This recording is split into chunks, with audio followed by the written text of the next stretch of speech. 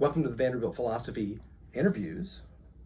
I'm here with Professor Shatema Threadcraft, and today we're going to talk a little bit about Professor Threadcraft's research, and we're going to talk about some of the classes that we've got on offer, both this semester and upcoming. But let's have you introduce yourself to us. So I am Professor Shatema Threadcraft. I am a professor of gender, sexuality studies, and philosophy and political science here at Vanderbilt. I came to Vanderbilt from Dartmouth, and I'm much appreciating the climate change, the change in the weather, and the food scene. And the food scene, right. And so your path to us came through Dartmouth. You did your bachelor's in biology at Harvard. I did, yeah. Okay. And then a master's in philosophy and public policy, is that right? At London School of Economics? Yes. And then your PhD at Yale. Yes. Fantastic. And so tell us about what brought you into philosophy. Well, I mean, I think no one is surprised as I am that I am in a philosophy department now. I until my PhD is in political science, and the MSc, the master's I got in philosophy. What was it? Philosophy. Social value. Social value. Yeah. Yes, policy. and policy. Yeah, it was basically a contemporary political theory master's program. Okay. So I mean, I was interested in philosophy, but I think by the time I got ready to apply, the people that were studying the things I wanted to study were in political science departments. Yeah. So it was from biology to the political science. Yeah. To the political theory. Yes. And then into philosophy. But it's a three-part appointment: philosophy. Yes. Political science. Yes. And the gender studies, gender sexuality studies. Yes. Thank you. Yeah. So three departments, three commitments, Yes. and so and your work kind of straddles in that area. And some of your most recent work, in particular, this book that's coming out. Yes. Titled, it's a longish title. Labors of Resurrection. Yes. Black Women, Death Work, and the Making of the Black Counter-Public Sphere. Yes. So let's start with just a handful of questions about some concepts that get named in the title. What exactly is death work? Well, yeah, so death work, a lot of what I'm talking about in the book is about Achille Mbembe's concept of necropolitics, which he says, he writes as this corrective to Michel Foucault's concept of biopolitics.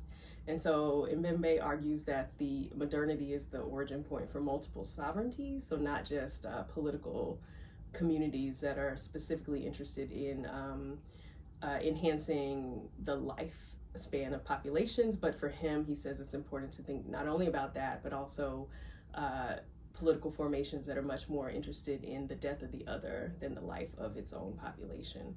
And he says that there are really, that in order to see these political formations in modernity, you have to look at the dark side of modernity, right? So the colony and the plantation and other spaces. So he has particular critiques of Foucault's points of emphasis and his location and where he's studying politics. And so, so he says, right, that it's not just about the sovereign who makes a decision about who he can make live and let die, but also it's very much caught up in thinking about who can be killed, right? And he talks a lot about how the meaning of death occurs through interpretations of embodiment, that is, who is targeted for death and who's killed and things like that.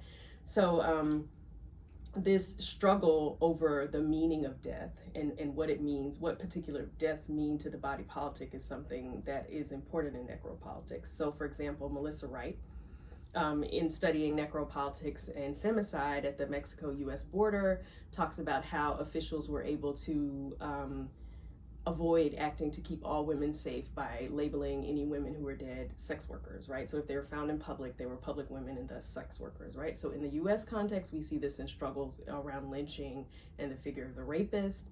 In an early Black Lives Matter movement, the movement for Black Lives, it was around the figure of the thug, right? So to be able to say who the dead were and what, therefore, what the death meant, right, is something that one, right, political elites or political communities, and in this case, oftentimes the police and others talking about who the dead were. So if it was a thug, it's not a problem. We were all better off, right? And in lynching, it's the same thing, right? It's a rapist. We're all better off now that that person is dead. Now, there is what I think Melissa Wright has called an activist necropolitics that contest the state's efforts to say who the dead were. And I think in racial politics in the United States, these contests over meaning have been really important. So Ida B. Wells is not only our one of our foremost, I think, necropoliticians, right, in her innovative use of social science and other techniques to deconstruct the ideological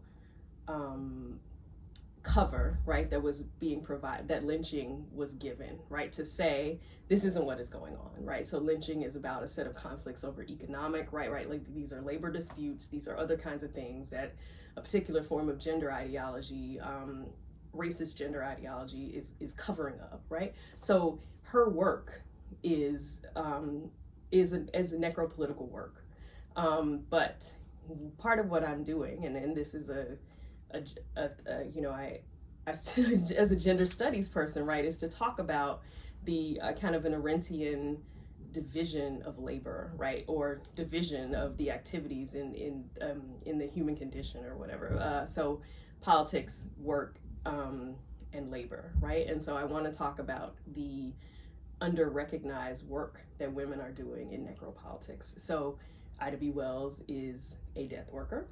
Emmett Till's mother, Mamie Till Bradley, is another woman who's done important death work in her decision to allow Emmett Till's body to be seen by others, arguably, and I would agree, transforming the trajectory of the movement for civil rights in the United States. But there are many other women who've been doing work around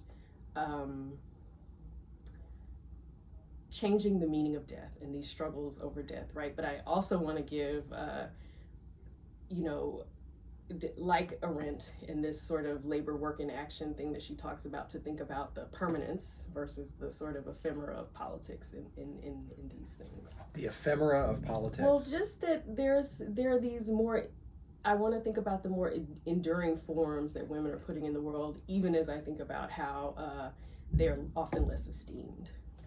And so how does the concept of a counter public sphere then figure in this story? Yeah, so I think that part of what, following Elizabeth Alexander's argument that it is violence that has created Blacks as a political people, and she talks about it is not only the experience of violence, but the experience of collectively witnessing violence against Black bodies, right, from lynching.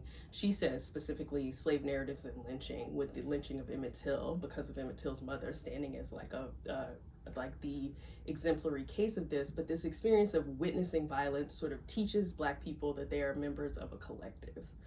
And that so part of this experience comes out of one of the main experiences Black people have with the dominant public sphere, sort of witnessing violence against the Black body.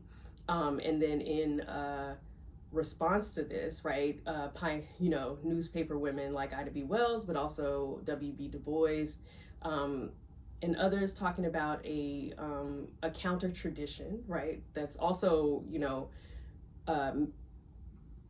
speaking against the dominant public sphere's account of what Black people are, right? So it's creating discourse publics and talking about it, but understanding yourself as subordinate to the main public, even if you understand yourself as having an audience of all people.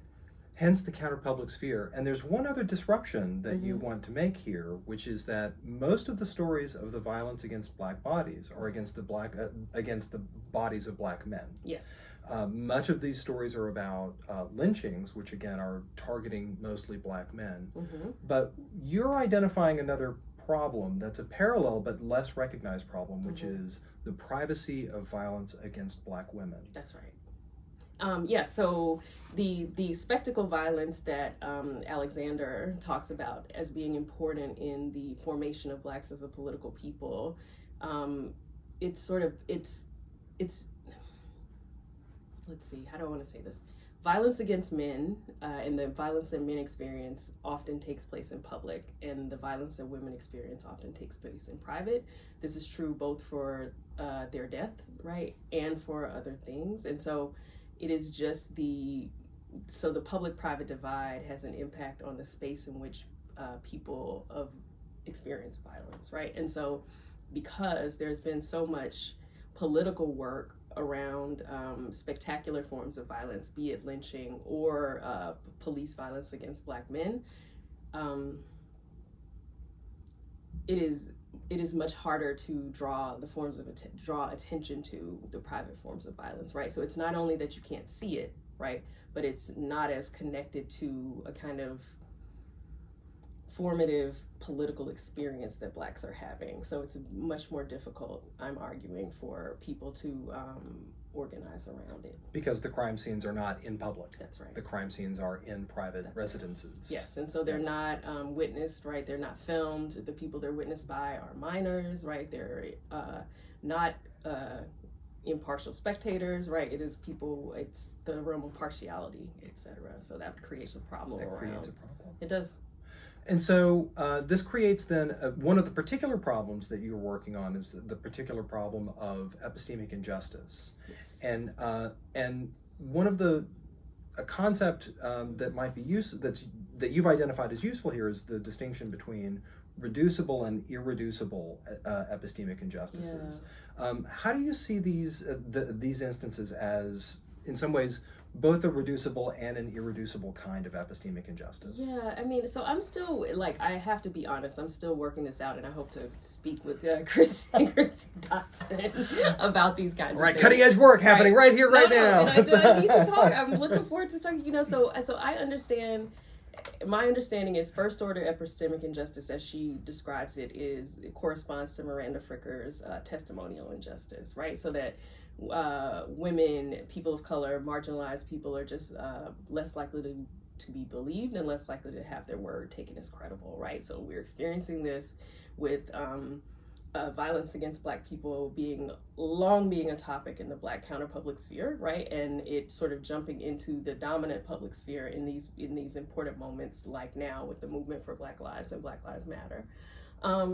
But then there is the issue of hermeneutic injustice, which is the second order of epistemic oppression that I think that's Miranda Fricker's concept of hermeneutical injustice corresponds to Dotson's second order epistemic injustice, epistemic oppression. And she says this, so I'm not saying anything that she hasn't said. And so where, and in Fricker's example, right, there is, she gives the example of sexual harassment, right, where you're experiencing a phenomenon because of your social position, but the shared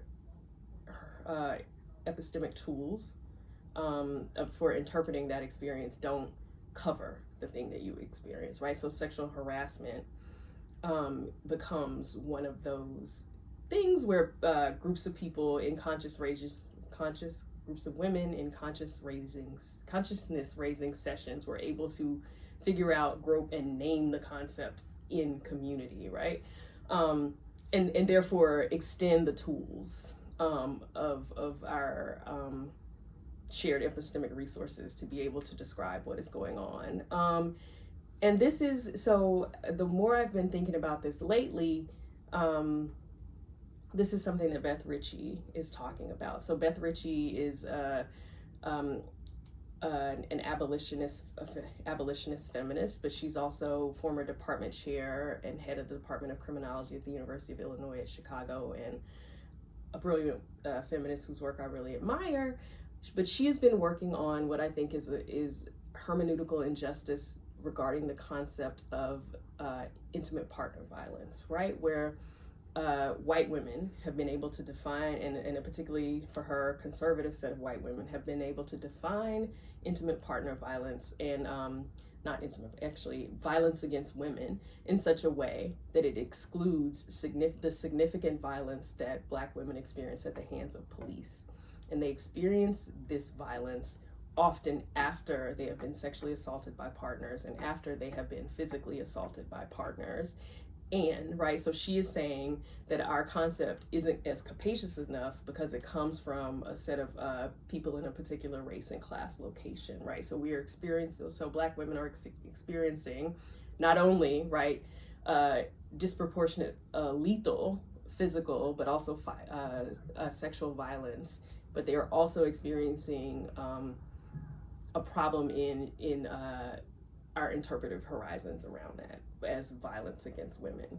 Now, third order epistemic oppression is harder. She says that it is not as reducible to the social locations of people, but yeah, that's the one you're gonna have to get back to me on. Like I've fixed right where we are with testimonial injustice because I think it is going on, and it is clear that part of what people are exploiting in the disproportionate sexual violence to which women of color are subjected both by the population and the police is testimonial injustice. They are not believed.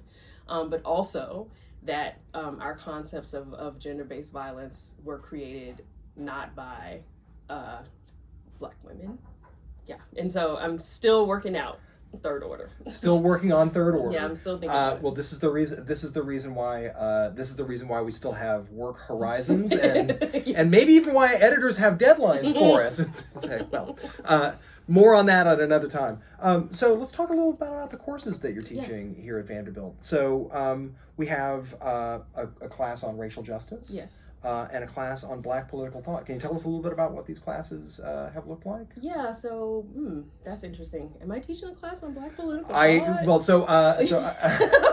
I think that was what you had said, a list of some courses that I had looked at from a previous one. So tell us about the racial justice course, and maybe we'll get back on the Black political. Okay, yeah, no, because I mean, Black political thought classes are great to teach, and I'm happy to teach one. So the course on racial justice begins with thinkers like Charles Mills and his concept of opportunity hoarding, right? We think we're going to talk about his book on the domination contract, right? The book he co-authored with Carol Pateman. So we start there, and then we go on to talk about Glenn Coulthard and the colonial politics of recognition and his sort of critique of the settler colonial logics of Canadian recognition politics, and so we start out with critiques of race and critiques offered by Indigenous political theorists.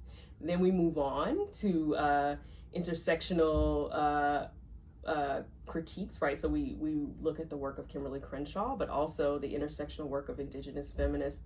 Gina Starblanket offers, I think, a great critique of Coulthard. So in thinking about the problems for women in the critique of settler in the politics of recognition. We move on to think about the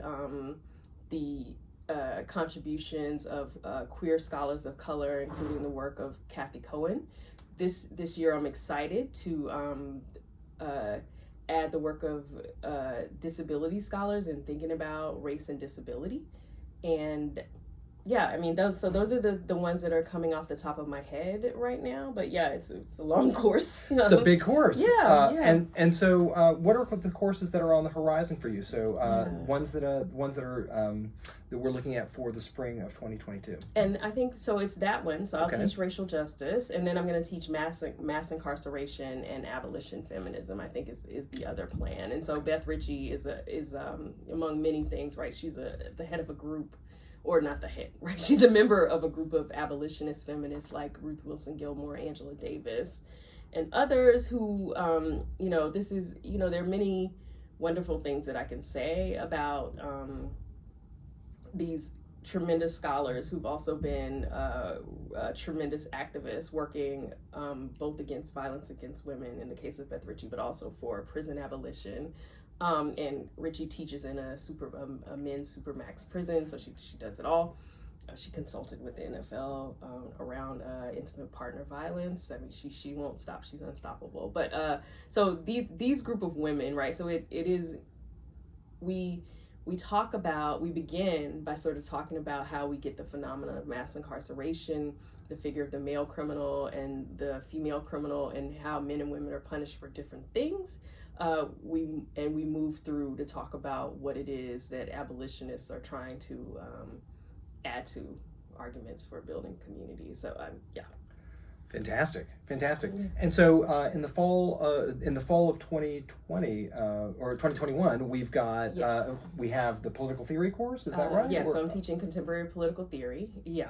And then I'm teaching a feminist philosophy class. Feminist philosophy class. That's what's happening this semester. Yeah, and that has been interesting because it has been because I've been a political theorist. It has been interesting to try to teach feminist theory as feminist philosophy and not feminist theory and feminist political theory, even because I don't think I've been teaching as much of a feminist political theory class recently. So yeah, I've been going through, and in that class we are working on concepts like consent, also epistemic oppression and testimonial injustice, but thinking about it in relation to things like intersectionality and the critiques of settler colonialism offered by indigenous feminists and others. That settler colonialism is an inherently gendered process that focuses on dealing with